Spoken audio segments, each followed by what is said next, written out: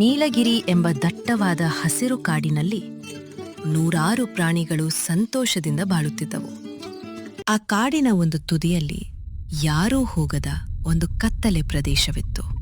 ಅಲ್ಲಿ ಒಂದು ನಿಗೂಢ ಜವುಗು ಹಳ್ಳವಿತ್ತು. ಅದನ್ನೇ ಕಾಡಿನ ಪ್ರಾಣಿಗಳು ಮಾಯಾವಿ ಹಳ್ಳ ಎಂದು ಕರೆಯುತ್ತಿದ್ದವು. ಅಮಾವಾಸ್ಯೆಯ ರಾತ್ರಿ ಬಂತೆಂದರೆ ಆ ಹಳ್ಳದ ಕಡೆಯಿಂದ ವಿಚಿತ್ರವಾಗಿ ಯಾರೋ ಸಣ್ಣ ಮಗುವಿನ ತರಹ ಅಳುವ ಧ್ವನಿ ಕೇಳಿಸುತ್ತಿತ್ತು. ಅಷ್ಟೇ ಅಲ್ಲ, ನೀರಿನ ಮೇಲ್ಭಾಗದಲ್ಲಿ ಹಸಿರು ಬಣ್ಣದ ಭಯಾನಕ ಬೆಳಕು ತೇಲುತ್ತಿತ್ತು. ಅಲ್ಲಿಗೆ ಹೋದ ಯಾವುದೇ ಪ್ರಾಣಿ ವಾಪಸ್ ಬಂದದ ಉದಾಹರಣೆಯೇ ಇರಲಿಲ್ಲ.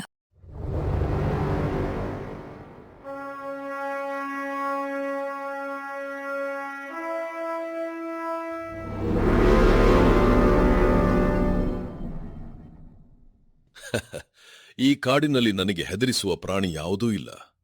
ನಾನು ನೀಲಗಿರಿ ಕಾಡಿನ ಅತ್ಯಂತ ಬಲಶಾಲಿ ಹುಲಿ. ಆ ಮಾಯಾವಿ ಹಳ್ಳದ ದೆವ್ವದ ಕತೆಗಳೆಲ್ಲ ಸುಳ್ಳು. ಇಂದು ಅಮಾವಾಸ್ಯೆಯ ರಾತ್ರಿ ನಾನು ಅಲ್ಲಿಗೆ ಹೋಗಿ ಆ ದೆವ್ವದ ಅಸಲಿ ಸತ್ಯವನ್ನು ಬಯಲು ಮಾಡುತ್ತೇನೆ. ಬೇಡ ಶೇರುಭಾಯ್, ಬೇಡ. ಅಲ್ಲಿಗೆ ಹೋದ ಯಾವ ಪ್ರಾಣಿಯೂ ವಾಪಸ್ ಬಂದಿಲ್ಲ. ನನಗಂತೂ ಆ ಕಡೆ ನೆನ್ಸ್ಕೊಂಡ್ರೇನೆ ಮೈಯೆಲ್ಲ ನಡುಗುತ್ತೆ. ಇಲ್ಲ ಗುಂಡಣ್ಣ, ಶೇರುಬಾಯಿ ಒಂಟಿಯಾಗಿ ಹೋಗೋದು ಬೇಡ. ನಾವು ಜೊತೆಯಲ್ಲೇ ಹೋಗೋಣ. ಏನಿದೆ ಅಂತ ನಮಗೂ ಗೊತ್ತಾಗಲಿ. ರಾತ್ರಿ 12 ಗಂಟೆ ಆಗುತ್ತಿದ್ದಂತೆ ಮೂವರು ಮಾಯಾವಿ ಹಳ್ಳದ ವಲಯವನ್ನು ಪ್ರವೇಶಿಸಿದರು.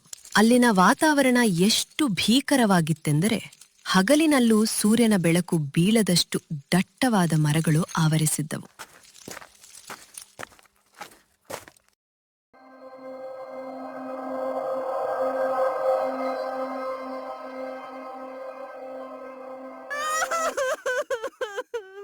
ಕಾಪಾಡಿ, ಕಾಪಾಡಿ. ಕೇಳಿಸ್ತಾ ಚಿಂಟು? ಯಾರೋ ಅಳ್ತಾ ಇದ್ದಾರೆ. ನಾವಿಲ್ಲಿಂದ ಓಡೋಗೋಣ ಪ್ಲೀಸ್. ಆಗ ಶೇರು ಮುಂದೆ ಹೆಜ್ಜೆ ಇಡುತ್ತಾ, ಯಾರದು? ನನ್ನ ಮುಂದೆ ಬಾ. ಅಹಂಕಾರದ ಧ್ವನಿ ಬೇಡ. ಧೈರ್ಯವಿದ್ದರೆ ಎದುರಿಗೆ ಬಾ. ಆಗ ಇದ್ದಕ್ಕಿದ್ದಂತೆ ನೀರಿನೊಳಗಿಂದ ಹಸಿರು ಬಣ್ಣದ ಹೊಗೆ ಮತ್ತು ಮೇಲ್ಭಾಗದಲ್ಲಿ ದೊಡ್ಡ ಕೊಂಬುಗಳಿರುವ ರಾಕ್ಷಸ ನೆರಳು ಕಾಣಿಸಿಕೊಳ್ಳುತ್ತದೆ. ನೀಲಗಿರಿ ಕಾಡಿನ ಪ್ರಾಣಿಗಳೇ, ಇಂದು ನಿಮ್ಮ ಆಯುಷ್ಯ ಮುಗಿಯಿತು. ಆಗ ಶೇರು ಕೋಪದಿಂದ ತನ್ನ ಉಗುರುಗಳನ್ನು ಚಾಚುತ್ತೋ, ಬರೀ ನೆರಳಲ್ಲೇ ಹೆದರ್ಸ್ಬೇಡ. ಈಗೋ ತಗೋ ನನ್ ಪೆಟ್ಟು ಎಂದು ಶೇರು ಆ ಹಸಿರು ಬೆಳಕಿನ ಕಡೆಗೆ ಜೋರಾಗಿ ಜಿಗಿಯುತ್ತಾನೆ. ಆದರೆ ಝುಮ್ ಎಂದು ವಿಚಿತ್ರ ಗಾಳಿಯ ಸುಳಿಯೊಂದು ಸೃಷ್ಟಿಯಾಗಿ ಶೇರು ಕ್ಷಣ ಮಾತ್ರದಲ್ಲಿ ಗಾಳಿಯಲ್ಲಿ ಮಾಯವಾಗಿ ಹೋಗುತ್ತಾನೆ. ಕೇವಲ ಅವನ ಧ್ವನಿ ಮಾತ್ರ ಎಲ್ಲೋ ದೂರದಿಂದ ಕೇಳಿಸುತ್ತದೆ. ಚಿಂಟು, ಗುಂಡ, ನನ್ನ ಕಾಪಾಡಿ, ಕಾಪಾಡಿ. ಶೇರುಬಾಯ್, ಶೇರುಬಾಯ್ ಎಲ್ಲಿ ಹೋದೆ? ಅಯ್ಯೋ, ದೆವ್ವ ಶೇರುಬಾಯ್ನ ನುಂಗಿಬಿಟ್ಟಿತು. ಶೇರು ಮಾಯವಾದ ತಕ್ಷಣ ಗುಂಡ ಪ್ರಜ್ಞೆ ತಪ್ಪುವಷ್ಟರ ಮಟ್ಟಿಗೆ ಹೆದರಿತು. ಆದರೆ ಚುರುಕಾದ ಚಿಂಟು ಧೃತಿಗೆಡಲಿಲ್ಲ. ಅದು ಸುತ್ತಲಿನ ಪರಿಸರವನ್ನು ಸೂಕ್ಷ್ಮವಾಗಿ ಗಮನಿಸಲು ಪ್ರಾರಂಭಿಸಿತು. ಗುಂಡಣ್ಣ, ಅಳ್ಬೇಡ. ಸ್ವಲ್ಪ ಇಲ್ಲಿ ನೋಡು. ಆ ಹಸಿರು ಬೆಳಕು ಮರದ ಮೇಲಿರುವ ಒಂದು ವಿಚಿತ್ರ ಸಸ್ಯದ ರಸದಿಂದ ಬರ್ತಾ ಇದೆ. ಇದು ನಿಜವಾದ ದೆವ್ವ ಅಲ್ಲ, ಇದೊಂದು ತಂತ್ರ. ಶೇರುಭಾಯ್ ಧ್ವನಿ ಈ ದೊಡ್ಡ ಮರದ ಒಳಗಿನಿಂದ ಬರ್ತಾ ಇದೆ. ನಂತರ ಚಿಂಟು ಆ ದೊಡ್ಡ ಮರದ ಪೊಟರೆಯನ್ನು ಹತ್ತಿ ಒಳಗಡೆ ಇಣುಕಿ ನೋಡ್ತಾನೆ. ಅಲ್ಲಿ ಕೆಳಗೆ ಹೋಗಲು ಒಂದು ರಹಸ್ಯ ದಾರಿ ಇರುತ್ತದೆ.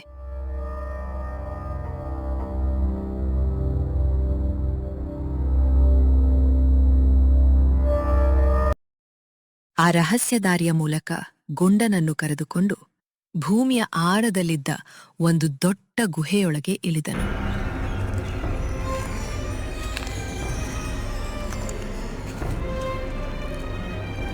ಅಲ್ಲಿ ಹೋದಾಗ ಅವರಿಗೆ ಕಂಡ ದೃಶ್ಯ ಅತ್ಯಂತ ಆಘಾತಕಾರಿಯಾಗಿತ್ತು.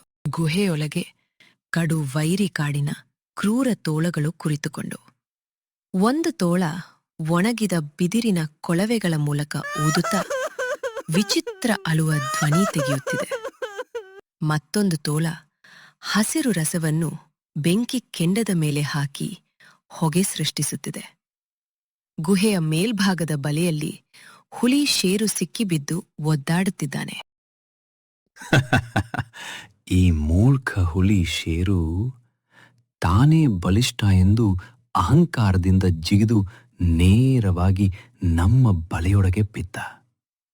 ನಮ್ಮ ಹಸಿರು ಬೆಳಕು ಮತ್ತು ಧ್ವನಿಯ ತಂತ್ರದ ಮುಂದೆ ಇವನ ಶಕ್ತಿ ಧೂಳೀಪಟವಾಯಿತು. ಈಗ ಇವನನ್ನು ಕೊಂದು ನಾಳೆಯಿಂದ ಇಡೀ ನೀಲಗಿರಿ ಕಾಡನ್ನು ನಾವೇ ಆಡುತ್ತೇವೆ. ಇದನ್ನೆಲ್ಲ ಗಮನಿಸಿದ ಗುಂಡ, ಓಹೋ, ಹಾಗಾದ್ರೆ ಇದೆಲ್ಲ ಈ ಕಪಟಿ ತೋಳುಗಳ ಕೆಲ್ಸನ? ನನ್ ಶೇರ್ ಭಾಯ್ನ ಸಿಲುಕಿಸ್ಲು ದೆವ್ವದ್ ನಾಟಕ ಆಡಿದ್ದೀರಾ?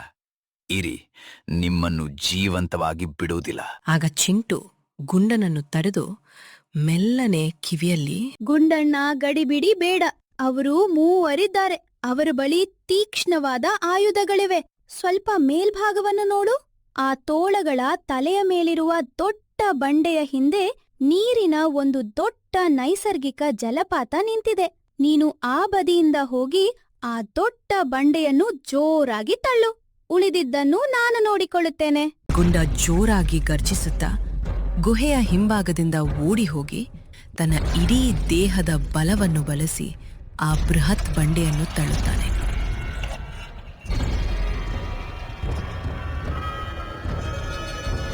ಬಂಡೆ ಸರಿದ ತಕ್ಷಣ ಗುಹೆಯೊಳಗೆ ಭೀಕರವಾಗಿ ನೀರಿನ ಪ್ರವಾಹ ನುಗ್ಗುತ್ತದೆ. ತೋಳಗಳು ಆಯುಧಗಳನ್ನು ಬಿಟ್ಟು ಪರದಾಡುತ್ತಾ ತೋಳಗಳು ದಿಕ್ಕಾಪಾಲಾಗಿ ಓಡುತ್ತವೆ. ಅದೇ ಸಮಯದಲ್ಲಿ ಚಿಂಟು ಕೋತಿ ವೇಗವಾಗಿ ಜಿಗಿಯುತ್ತಾ ಹೋಗಿ ತನ್ನ ಚೂಪಾದ ಹಲ್ಲುಗಳಿಂದ ಬಲೆಯ ಹಗ್ಗವನ್ನು ಕಚ್ಚಿ ಕತ್ತರಿಸುತ್ತದೆ. ಶೇರು ಕೆಳಗೆ ಸುರಕ್ಷಿತವಾಗಿ ನೆಲದ ಮೇಲೆ ಇರಿಯುತ್ತಾನೆ. ನಂತರ ಶೇರು ರೋಷದಿಂದ ಗರ್ಜಿಸುತ್ತಾ, ಕಪಟಿ ತೋಳಗಳೇ, ನನ್ನನ್ನೇ ಮೋಸದ ಬಲೆಯಲ್ಲಿ ಸಿಲುಕಿಸುತ್ತೀರಾ? ಈಗ ನೋಡಿ ನನ್ನ ನಿಜವಾದ ಶಕ್ತಿ ಎಂದು ಶೇರು, ಗುಂಡ ಮತ್ತು ಚಿಂಟು ಎಲ್ಲರೂ ಒಟ್ಟಾಗಿ ಸೇರಿ ಆ ತೋಳಗಳನ್ನು ಹಿಗ್ಗಾ ಮುಗ್ಗಾ ಚಚ್ಚಿ ಬೆನ್ನಟ್ಟಿ ಕಾಡಿನ ಗಡಿಯಿಂದ ಆಚೆಗೆ ಓಡಿಸ್ತಾರೆ. ತೋಳಗಳು ಜೀವಭಯದಿಂದ ಅಲ್ಲಿಂದ ಶಾಶ್ವತವಾಗಿ ಓಡಿ ಹೋಗುತ್ತವೆ. ಮರುದಿನ ಬೆಳಗ್ಗೆ ಶೇರು ಎಲ್ಲರನ್ನು ಸಭೆ ಕರೆದು, ಚಿಂಟು, ಗುಂಡ, ನನ್ನನ್ನ ಕ್ಷಮಿಸಿಬಿಡಿ. ಬರೀ ದೈಹಿಕ ಶಕ್ತಿ ಹೊಂದಿದ್ದರೆ ಸಾಲದು ಎಂದು ನನಗಿಂದು ಅರ್ಥವಾಯಿತು. ಚಿಂಟು ತೋರಿದ ಅದ್ಭುತ ಬುದ್ಧಿವಂತಿಕೆ ಮತ್ತು ಗುಂಡ ತೋರಿದ ನಿಜವಾದ ಸಮಯ ಪ್ರಜ್ಞೆ ಇಲ್ಲದಿದ್ದರೆ ಇಂದು ನಾನು ಬದುಕುತ್ತಿರಲಿಲ್ಲ. ನಿಜವಾದ ಶಕ್ತಿ ಇರುವುದು ಅಹಂಕಾರದಲ್ಲಲ್ಲ, ನಮ್ಮ ಒಗ್ಗಟ್ಟಿನಲ್ಲಿ ಎಂದು ನನಗೆ ತಿಳಿಯಿತು.